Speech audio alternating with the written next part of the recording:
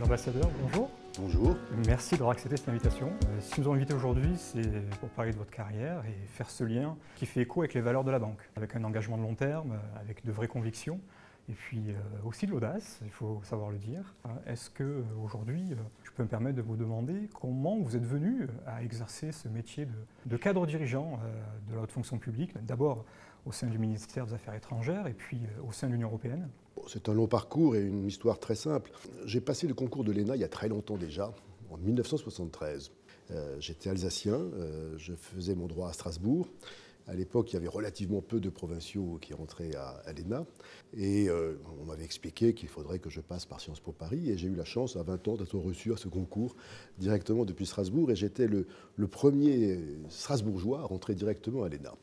C'était relativement rare, tout simplement parce que, vous savez, quand on est en province, les choses ont un peu changé aujourd'hui. On connaît certains métiers. Mon père était ingénieur, j'avais un frère médecin.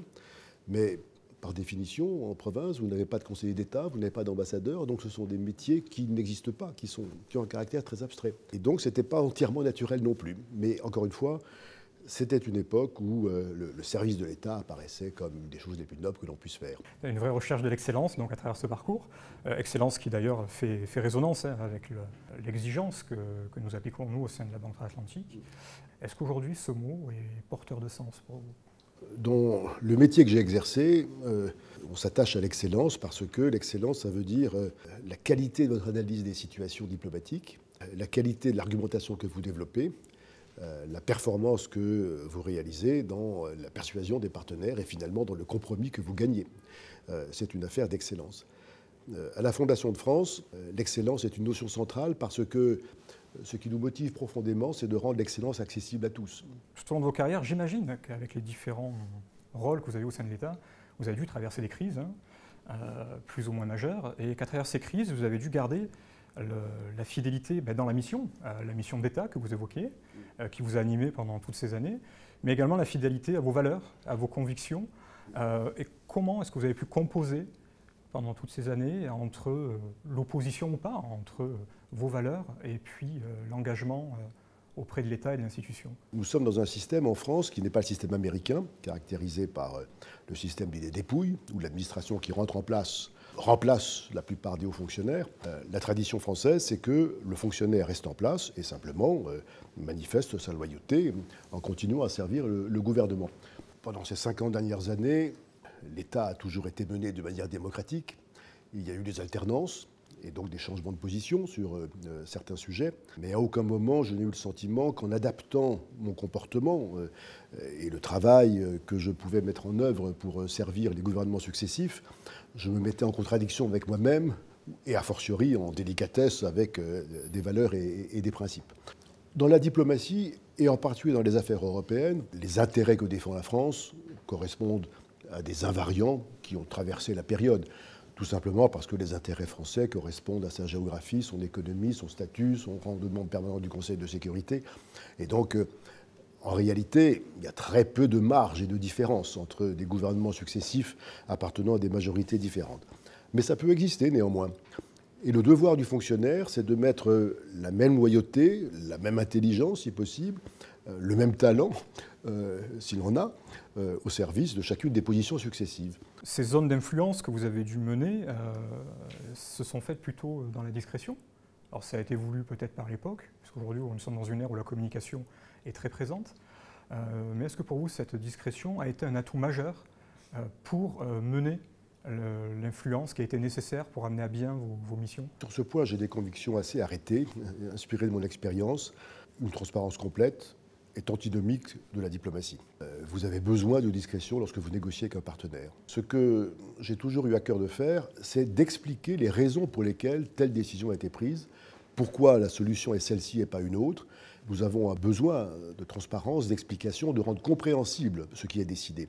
Mais le processus par lequel c'est décidé ne gagne pas souvent à être rendu transparent. Aujourd'hui, nous sommes dans un monde qui est face à une instabilité marquée à tout niveau, écologique, social, économique. Comment est-ce qu'on peut essayer de garder un cap, ce cap qui vous a animé pendant toute votre carrière? C'est bien difficile dans un monde qui est effectivement en désordre, pour ne pas dire chaotique, et où le rapport de force, l'affrontement s'est substitué au dialogue, à la concertation et à la recherche de solutions négociées. Maintenir le cap, quand vous dites, ça suppose avoir une vision claire de ce qu'est votre intérêt. Tout au long de ma carrière, j'ai considéré que l'élément le plus important, c'était de savoir où était l'intérêt français, l'intérêt collectif, l'intérêt national sur une négociation déterminée. Cet intérêt n'a pas tellement changé au fil des décennies. En revanche, la capacité à définir cet intérêt, à dégager cet intérêt, à tenir compte de l'ensemble des facteurs qui s'y ont intégrés, est probablement de plus en plus difficile. Et ensuite, nous avons vécu dans un monde où la France était puissance aspiratrice en Europe. L'Europe, ensuite, accouchait de règles claires acceptables pour tout le monde. L'Europe inspirait l'échelle multilatérale pour que la norme européenne inspire le monde. C'est tout ça qui fonctionne plus mal aujourd'hui. À la fois parce que le système multilatéral fonctionne plus mal, à la fois parce que la France n'est plus tout à fait ce qu'elle était en Europe, à la fois parce que l'Europe dans le monde n'a plus tout à fait le même poids que celui qu'elle avait il y a 20 ou 30 ans. Donc c'est un monde plus compliqué, plus difficile, plus challenging, comme on dit dans les affaires, et donc il faut davantage d'énergie encore, d'imagination et peut-être de talent pour faire valoir cet intérêt français. Mais le cap doit rester celui-là. Quel est votre intérêt? Quel est l'intérêt que vous poursuivez? Et restez-y profondément attachés. Nous nous le retrouvons dans notre activité avec notre société de gestion, Dubli Transatlantique Gestion, qui dans cette instabilité continue ne cesse de marquer des convictions de plus en plus fortes pour s'engager dans le temps et finalement avoir une conviction sur la durée face à cette instabilité marquée du quotidien. Oui, donc un cap dans la durée et puis une agilité au quotidien pour s'adapter à la conjoncture. Et Dieu sait qu'en diplomatie, dans l'état du monde, cette conjoncture est changeante. Et puis finalement, c'est une transition pour parler d'argent. Mais aujourd'hui, quel serait votre regard sur l'argent? A-t-il évolué? A-t-il changé? On parle souvent d'argent comme un moyen, comme une façon de voter, de s'exprimer. Lorsque vous entrez dans la fonction publique, vous entrez à un certain indice, la fonction publique, et vous progressez au fil de votre carrière. Et j'ai eu la chance de terminer ma carrière administrative au plus haut niveau indiciaire de la fonction publique. Et c'est une question que vous ne posez pas. Vous constatez simplement quelle est votre rémunération. Je collabore aujourd'hui dans un cabinet d'avocats, d'affaires, et ce qui m'a le plus étonné, c'est de constater le système de la facturation au taux horaire. Pour un fonctionnaire, c'est quelque chose qui est totalement inconcevable. Et pour être parfaitement honnête, je ne m'y suis pas fait. Et donc là, vous avez deux types de rapports à l'argent, en tout cas à la manière de valoriser ce que vous faites, profondément différents. Et j'ai une troisième fonction aujourd'hui, encore différente, qui est la Fondation de France, donc la philanthropie, la présidence de la Fondation de France, qui est une fonction pour laquelle je ne suis pas rémunéré. Donc j'ai eu 3 expériences à l'argent profondément différentes et qui finalement sont assez complémentaires.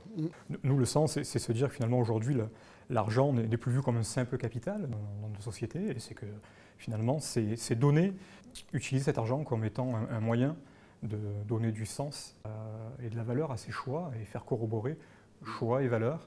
Et finalement retrouver cette notion qui est forte au sein d'un groupe mutualiste comme le nôtre. 3e mandat en tant que président de la Fondation de France, donc c'est plus de 8 ans que vous dédiez votre temps à cette belle mission. Finalement, qu'est-ce qui vous a donné envie de vous tourner vers la Fondation de France? Avant de vous répondre, un commentaire dans ce contexte, ce que vous disiez sur l'argent. Oui. Le banquier que vous êtes a une responsabilité vis-à-vis de l'argent de ses clients. Cet argent n'est pas vraiment celui de la banque. Comme fonctionnaire, on a un certain respect pour l'argent public. Et j'ai découvert à la Fondation de France que la relation était encore différente, parce que l'argent que vous avez à utiliser au mieux procède d'un don, d'une générosité individuelle. Et donc, psychologiquement, ça vous confère une responsabilité encore supplémentaire. Et vous devez veiller à ce que cet argent soit utilisé au mieux. Alors pourquoi suis-je passé à la philanthropie? D'abord parce que, de manière très simple, dans la fonction publique, il y a une limite d'âge. J'ai fini par l'atteindre. Et donc, il s'agit de faire autre chose. Ensuite, parce que le président de l'époque de la Fondation de France, qui était Philippe Lagayette, ancien directeur général de la Caisse des dépôts, m'a proposé de lui succéder.